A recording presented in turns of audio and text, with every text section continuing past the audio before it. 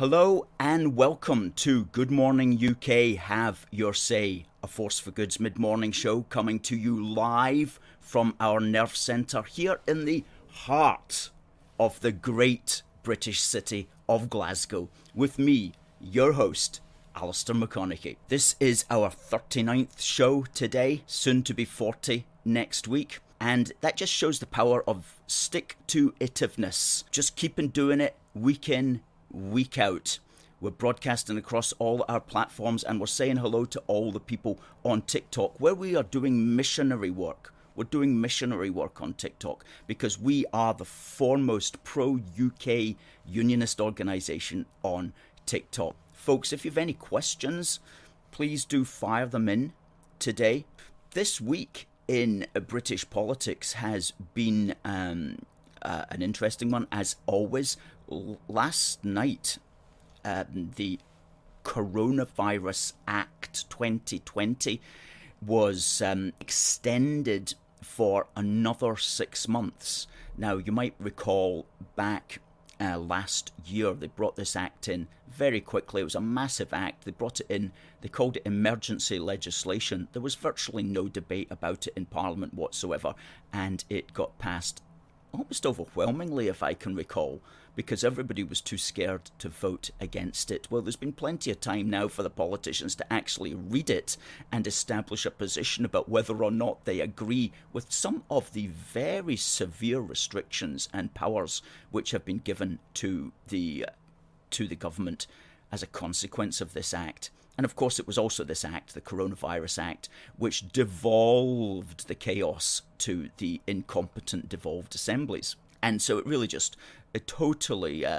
made the coronavirus response throughout the United Kingdom a four-way split, essentially, so that all the parts of the United Kingdom were all doing their different thing, which is where we're still stuck at the moment, because last night it passed without even a vote. And, you know, you could see the videos that are up on social media, and the House was basically empty. It's like the politicians didn't really care, and it got voted through without even... It didn't get voted through, it got passed without a vote, because, quote-unquote, the mood of the House was not to have a vote. Well, I have to say, as a British Unionist, as somebody who really does respect our British institutions, it was not a good look. It was not a good look. And that's worrying and disturbing, especially on something of such magnitude as these emergency powers, which really do lock in the power of what we're calling the biosecurity state going forward. And so, bad lookout, and last night, I have to say, the House of Commons did not exactly grace itself that way.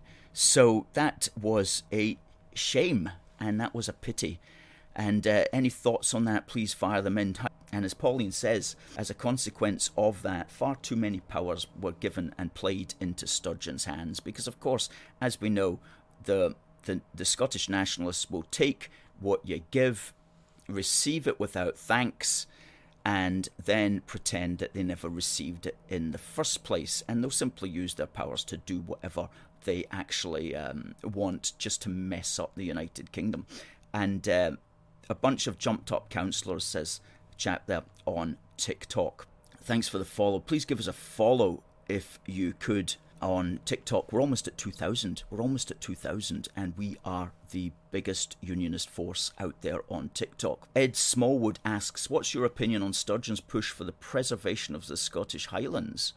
Well, I'm not aware that she was pushing for that. I don't quite know what you mean. I know there's a theme that the Greens come up with called rewilding. That's not exactly the preservation of it. That's more the messing up of it, the letting it grow wild again so nobody can get close to it again. That's more about what that's about. But so I'm not quite sure what you mean by preservation as far as that's concerned. Although be interested to know more. Interested to know more about that. Adam says, it's the same with Holyrood as far as these bills going through very quickly are concerned. They go through without a proper vote. That's true. Good morning. Good morning to that Preston journalist. Looking forward to being on your show shortly. We'll that should be a good one. Folks, Google that Preston journalist. Give him a follow on YouTube, please. Pauline says, in response to that, Sturgeon does not want to preserve the Highlands because her nationalism is about centralisation. So we have this coronavirus thing has gone through again, and that's been extended until March. Okay, and the way that it seems to be going at the moment is it's going to be extended indefinitely. And that's what's frustrating to so many people. You know, I was speaking to somebody yesterday and I said, it's not as if we've got a political system here in the United Kingdom where you've got two parties, both of whom believe opposite things. That's actually a healthy democracy. What we have at the moment is two parties, and I'm talking about Labour and Tory at the British Parliament, who both believe the same things, only to a different degree. And so the Tories will believe in extending the Coronavirus Act, but Labour want to extend it even more. Or you'll have Tories believing in the climate green agenda, but Labour saying it's not going far enough. So it's not like one side is saying that's all wrong. They're both travelling down the same road. They're both going in the same direction. One just wants to go faster than the other. And so a lot of people are frustrated, people who don't believe in the biosecurity state, people who don't, or at least are sceptical of the climate agenda and are sceptical of the drive for so-called green energy and so on. They've got no actual establishment voice that can speak for them and that can suggest that there would be some sort of change on the horizon. It's all just going in the same direction, and I think that's what so many people find frustrating at the moment. Very frustrating. You know, we've got the climate COPs 26 coming to Glasgow, and it opens on Halloween, the 31st of October, which is strangely suitable in a way, and it lasts until the 12th of November. And that's going to be a complete pantomime. We're calling it the Climate Circus, the Climate Clown World. And the Climate Clown World is coming to town. The Circus is coming to town on Halloween, the 31st of October. And you're not going to hear any politician speaking against it or being sceptical even. Being sceptical of this drive towards it. It's really unusual. What we've got in the climate ideology is a substitute religion. Okay, it has all the trappings of what we call apocalypticism, which is the idea that the world is going to end due to the behaviour of mankind. We're doing things wrong, and there's going to be a catastrophe coming down. It's with the falling away of traditional religion in the Western world, there's still that desire among many people, and it's expressed in secular ways. That's our theory, at least. And the climate crisis is a religion for secular people who want to believe that they can control their destiny in some way, but it goes against all the normal traditions, of course, of the Abrahamic religions. The Abrahamic religions believe that ultimately it is God in charge, whereas the secular powers, the secular people want to believe that the human being is ultimately in control. So it, instead of worshipping God, it worships essentially man and says that man can create the universe in his own image. So it's got the trappings of religion, but it's going against that whole religion. It's worshipping Mother Earth, as it were. It's worshipping Mother Earth rather than worshipping, in the Abrahamic traditions of Christianity, Islam and Judaism, worshipping a god. It worships the earth. So that's where you are with the climate religion. And it has its goddesses, you know, the Greta Thunberg woman, who's actually soon to be 19, no longer a girl, certainly, goodness me, but still raising her up as the goddess, as it were, of this new world religion. Very strange stuff, really, when you look at it from those perspectives, but you have to, because that helps to put it into some kind of wider context. And also the worship of the child as well, which is a kind of inversion of the Abrahamic tradition as well, which does not put the child over the adult. Goodness me, I'm getting very metaphysical this morning. I don't know what was in my coffee, but you can see all these things playing out, and when you see these things playing out, it helps to put things into more of a perspective, so you understand what's happening there. Alan says, how am I this morning? I think I am very good, thank you. As does Ross, says, good morning, fellow Brits. So please do give us a share, folks. Give us a share on Facebook and on YouTube and on Twitter, because that really helps to get our message out, and goodness knows we need it, because the Unionist Voice is not heard properly. It's not heard properly on the mainstream media, and it's not heard properly on TikTok. That's why we're on TikTok, and that's why we have established a really good platform there with excellent videos. We put out 9 videos last week, and they've got about 40,000 views on average. I mean, great engagement on TikTok. So thanks to everybody who's following us on there. It really does help if you can share or like or do what you possibly can, but certainly do give us a follow. Thank you very much for that. So I'm just sharing as well while I'm talking to you. I'm sharing around various platforms. Raymond says, Romans 1 chapter 1 is very clear. They worship the creature rather than the creator. Praise God that all scripture is given by inspiration of God. And Richard says, let's wreck our energy supply and economy to get to net zero, seems to be their attitude. Meanwhile, the Chinese Communist Party is laughing. Yeah, as if the Chinese Communist Party are going to do any of the sort of stuff that we do. They're just laughing at the stupidity of the West, which knows no bounds. We're breaking boundaries. As a unionist group, we're doing everything that we can. And one of the things we're going to do is establish a mobile phone app, okay? A mobile phone app, which is a way of us reaching out to those people who really only engage with websites via the mobile phone. And for them, often of a younger demographic, they like downloading apps. Click on the app, bang, takes you to our website. And at the same time, we'll revamp our website. So we're raising money for an app. So if you can help us raise the money, please do click on the link, which is on Facebook there, and on Twitter, and on YouTube.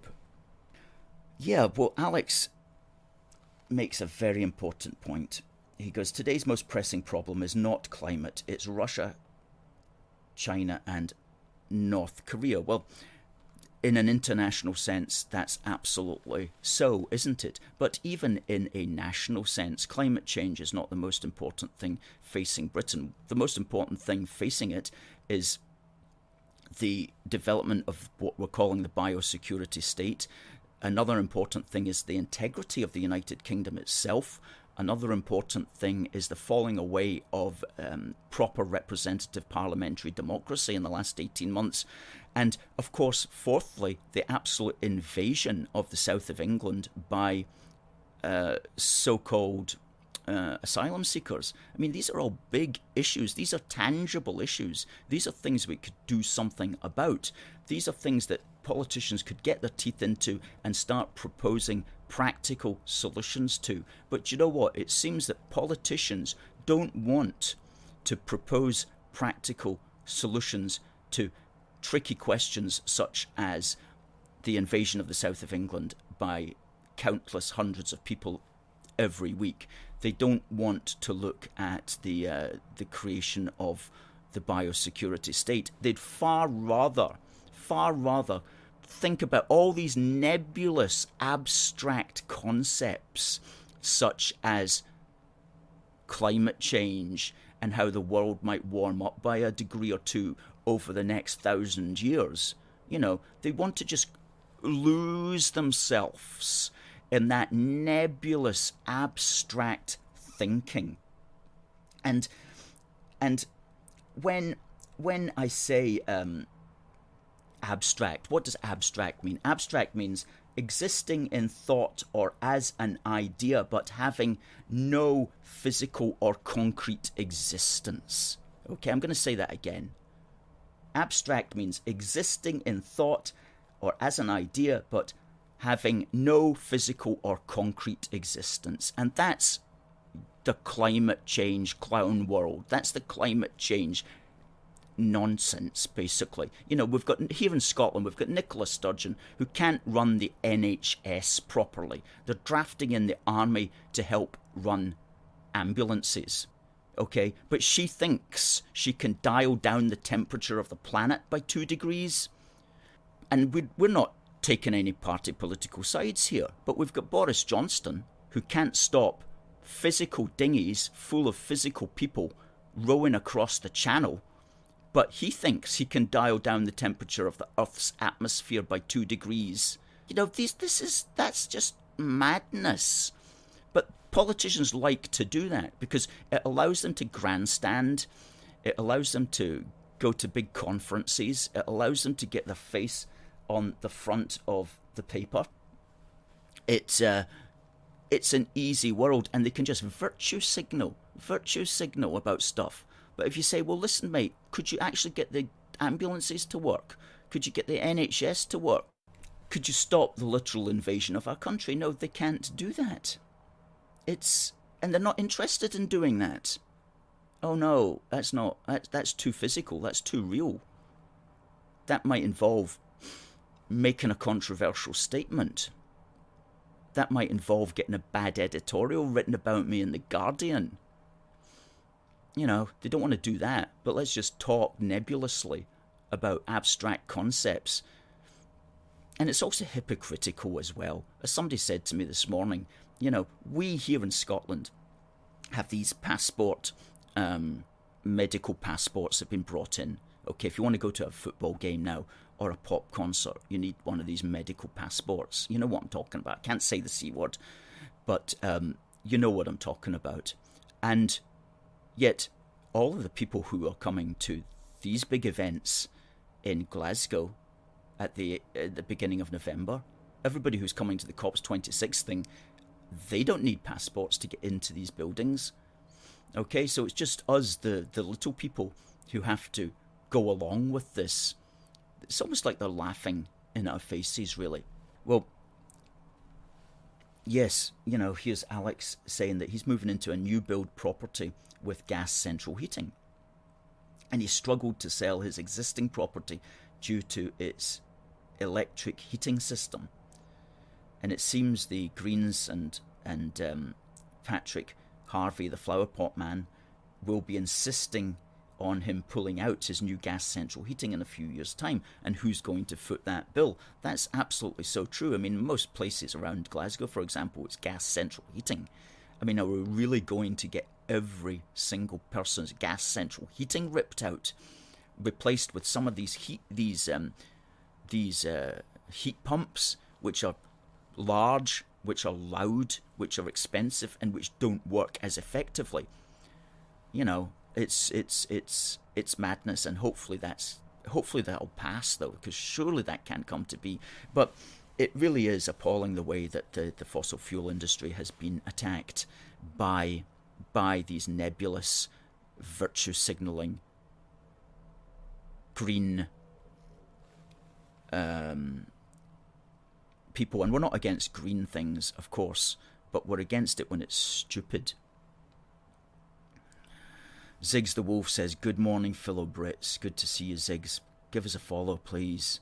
Thanks to Mark for following, and to Albino and to Sean. Good to see you. Send in your questions here. If you're a Scottish nationalist, you've got questions about the Union, please do fire them in, because we are the people who can answer your questions.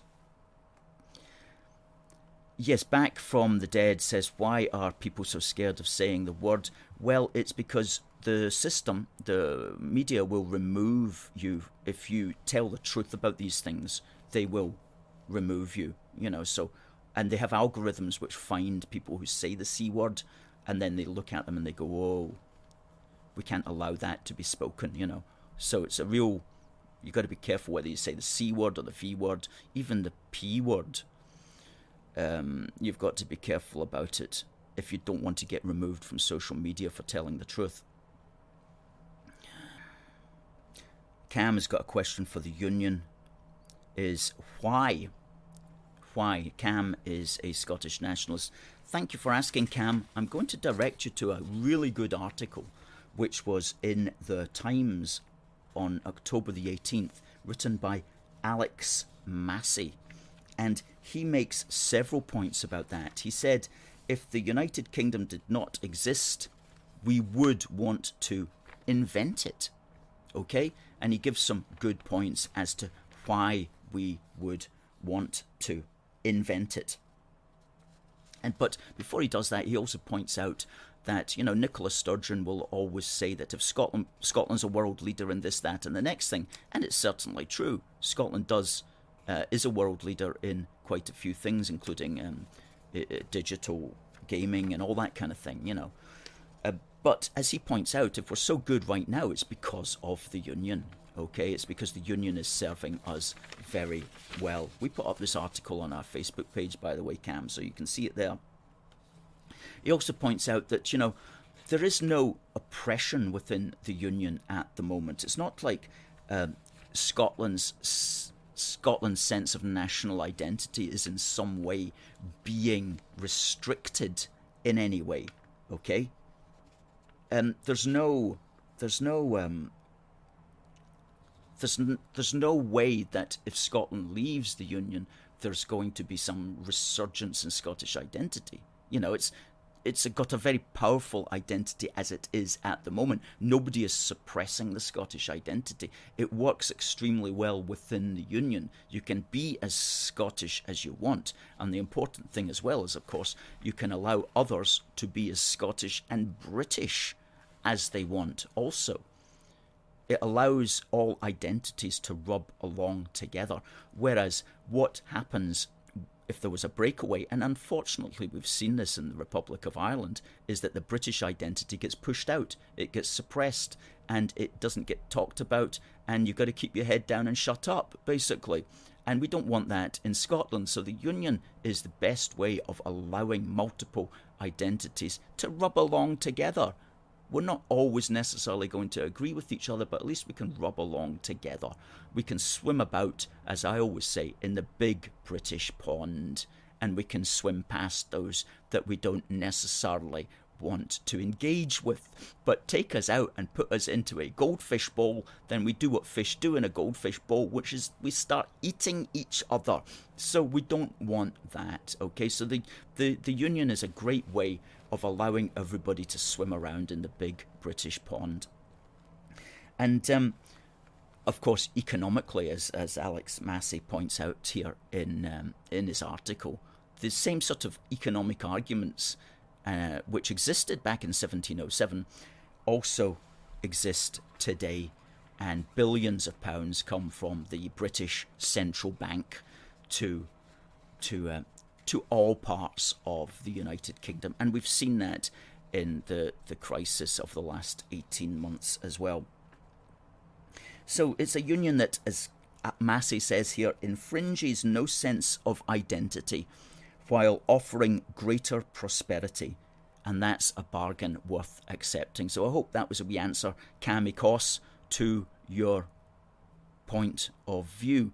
And you see there, Cam's come back, he says, goodbye British identity. You see, that's what we're dealing with. That's a pity. That's a pity, because that's a man who will not allow the rest of us to be British if he got his way. And I'm afraid, Cam, that's not a democratic point of view, and it's not a sustainable point of view, and it's not one that we can accept, you know. And so it's best that we have the union so that folks like you don't try to push out folks like me. And Pauline also says that, as Massey said, there are more differences between Scots than between the Scots and the English. And isn't that so true? Isn't that so true? And I think Cam there is one of those folk who seems to regard himself as so different from his fellow Scots that he actually wants to say goodbye to them. And I mentioned the Union of 1707 there, but there was also an earlier union in 1603, and I'm going to talk about that for a moment on this day in British history. So on this day in British history was the day that the Scots King James VI declared that he was King of Great Britain. On this day, 20th of October, 1604, he proclaimed himself King of Great Britain by royal decree, and he believed that his kingdoms were united together in his person. Now, how had that come about? Well, he was the son of Mary, Queen of Scots, and Elizabeth I, of course, and Mary, Queen of Scots, vied for the title of the throne of England. Mary, Queen of Scots, believed that she was the rightful heir to the throne of England. Elizabeth I didn't like that. She had her imprisoned in the Tower and unfortunately committed regicide, which was a great shame and tragedy. But when Elizabeth first passed away, there was no Mary, Queen of Scots, so it fell naturally to her son, James VI, to actually become eventually the King of England on the 24th of March 1603, and that's known as the Union of the Crowns, and it's one of the formative events in the history of the Union. And of course, as many of you know, when we talk about the Union, we talk about it in not just a political way, but also in a social and cultural way, going back thousands of years since the dawn of time. So that's known as the Union of the Crowns. That was on the 24th of March 1603. But 18 months later, James was getting annoyed at people thinking of himself as James VI of Scotland and James I of England. And because that's such a clunky way of thinking about it, he said, no, I'm the King of Great Britain. I united in my being the realms of Scotland and the realm of England together into a new realm called Great Britain. And so he issued his royal decree, and he said, wherefore we have thought good to discontinue the divided names of England and Scotland out of our regal style, and do intend and resolve to take and assume unto us in manner and form hereafter expressed the name and style of King of Great Britain. And so that's fantastic. And so that's why we don't play about by calling him, he was James VI of Scots and James I of England. No, he was James VI of Great Britain. He was the 6th James in the territory which had become the realm of Great Britain, even though there had never been a James in England before. Just as today, for example, Elizabeth II is the 2nd Elizabeth in the territory which has become the United Kingdom, even though there was never an Elizabeth in Scotland before. Bill says, why is the nationalist argument always hundreds of years old? That's a good point. You know, it's as if there's a certain area of time that they only exist in, and that they're frozen in aspic back in those days. Do they think they will be warriors walking about in kilts and roaming the Highlands? Well, not if Nicola Sturgeon gets away, because she's going to basically allow the whole thing to descend into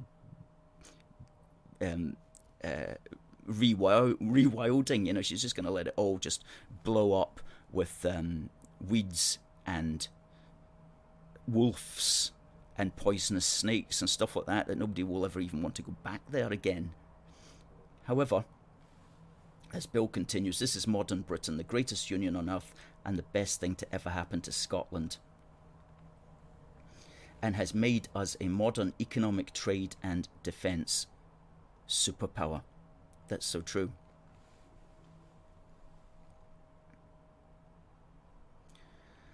Adam says the Queen has cancelled her visit to Northern Ireland there over medical advice. Okay. Well, yeah, so many are stuck in the past, Mary, you're right. And we do have a big problem, Alex, here in Scotland with government-funded bodies being tied to Scottish nationalism and being tied to the purse strings, that is, of the Scottish Nationalist administration. Runrig Rocket says, keep up the good work. Thank you. Thank you. And we, of course, the Scots, were the biggest cogs in the empire. We're certainly disproportionately represented, that was for sure, and achieved great things. And exactly, we developed the world, as Alex says. We didn't oppress anybody, we developed the world. And this is a good point to alert you to a really good interview with David Starkey on GB News last week. And we'll put that up in the links there when he's talking about, because Greta Thunberg had come out and condemned Britain for industrialisation, for the Industrial Revolution. Goodness me, the Industrial Revolution was one of the major elements which catapulted the world into modernity. And, you know, going back to the good and bad thing, huge elements of good came out of that. Were there bad things? Of course there were bad things, but we don't concentrate on the bad things like Greta Thunberg does. We learn from them in order to do better. And we stand by all of our ancestors who worked those factories, who worked those mines, who led harsh, hard lives. Oh my! But in doing so, brought us to the world of relative comfort that we live in the Western world today.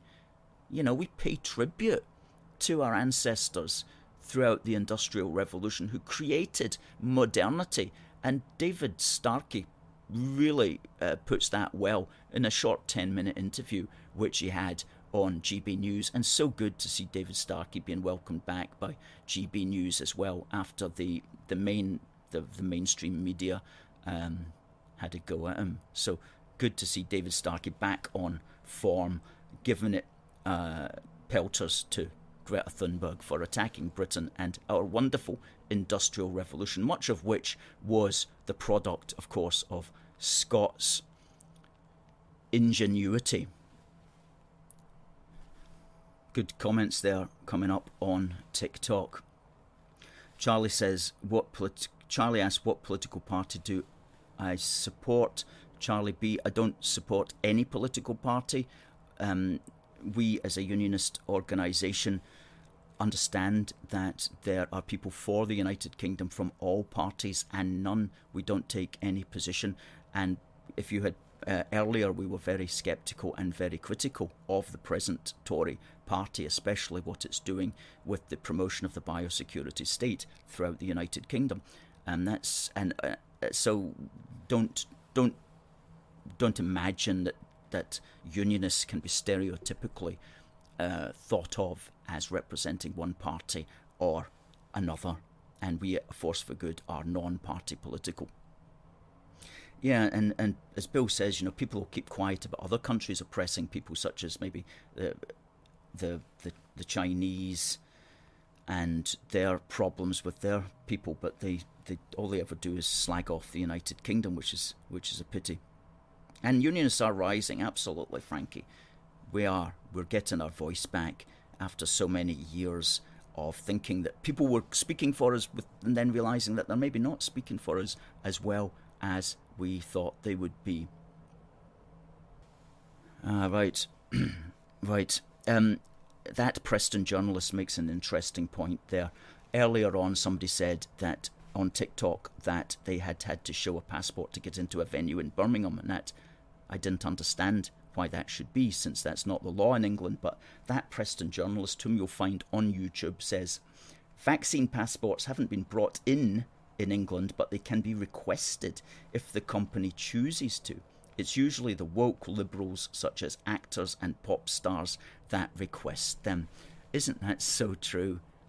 You know, I was just thinking as well, here in Scotland we've got these passports have come in, and let's hope that we'll get rid of them one day. But as we know, politicians, once they have something, they don't want to get rid of it. You know, they'll keep it because it's a power that they have. And so we may be facing these passports for a very, very long time. Hopefully not. But you would like to think that rock stars and pop musicians and so on would say, look, I'm not playing that venue if you're going to demand that my fans have to show passports to get in. You would think that would be the least a pop star could do to show respect to all their fans. You would think that, but where are they? There's not a single pop star or major one saying that. And I'm seeing adverts in the paper for concerts next year, big name musicians coming to Glasgow to the Hydro and so on. These will all require their fans to show passports, and it will mean like people like myself will not be able to get in because we're not submitting to the biosecurity state. So it's like, do these stars don't care? They don't care about their fans.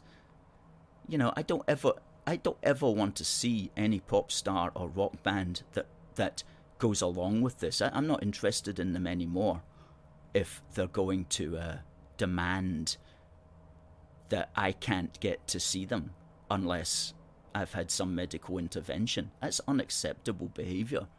Unacceptable behaviour. David says, genuine question. Well, see, when somebody begins with a genuine question, you're always a little bit cautious that it might not be a genuine question. But David OC goes on and says, genuine question, has Brexit strengthened or weakened the United Kingdom as a whole? I'm going to say that ultimately it will strengthen it. But what it does need is it needs men and women of integrity and vision in order to make it work. You know, in our wee book for the Union, we quoted our speech at our Great British Brexit celebration in George Square on Glasgow at 11 p.m. at night on Friday the 31st of January 2020, when we celebrated the positive future which is opening up for the United Kingdom, which is once more engaged with the world. But we did say at the end, we made a toast, and we said, for wise men and women to lead and for British independence to succeed. And ultimately that's what it requires. We're all, whether we're for Brexit or against Brexit, we're all at the mercy to an extent of our politicians, and we have to hope that they can be wise. And some of them are not. That's the problem. And some of them are, and we can only hope that the wise men and women will get into leadership positions in order to ensure that it will succeed, because it's a huge opportunity. Brexit is a huge opportunity for Britain, a huge opportunity, but it requires our politicians to lead with wisdom. Please do check out our wee book, folks, because that's a bestseller, and it really does help keep us going. If you've already got a wee book, or if you'd like to help us in other ways, please do consider helping us to fund our app, our mobile phone app. We're going to need some substantial money for that in the next month. Basically, the next 2 weeks, ideally, we want to get this started. And so if you can donate anything, large or small, please do. We'll put the one-off donation links up there on our platforms. If you can help, please do that. Good stuff. We're all proud to be Scottish, and many of us are also proud to be British. Who would say that? Absolutely, absolutely. Folks, it's the bottom of the hour. Thank you very much for listening. It went very quickly there.